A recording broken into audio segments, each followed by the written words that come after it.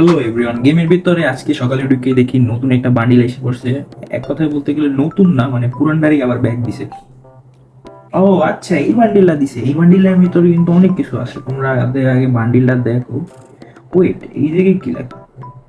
200 মানে 5 স্পিন, আর 60 স্পিনে একটা টোকেন।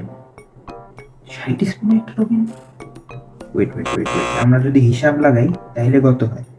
12 × 200, মানে 60টা টোকেন পাইতে লাগবে 12টা করে, মানে 12 বার স্পিন দেওয়া লাগবে তোমার, 5 করে। তাইলে 2400 ডায়মন্ড লাগবে এক টোকেন। তো 2400 ডায়মন্ড, বুঝলো, 2400 ডায়মন্ড শুধুমাত্র এক টোকেন লাগবে তোমার 5টা টোকেন। তো 2400 ইন্টু 5, 12,000 ডায়মন্ড লাগবে একটা বান্ডিল বাইক করতে। Wow, I am shock man, I am actually shock. What is this? মানে ব্যাগ দিছো।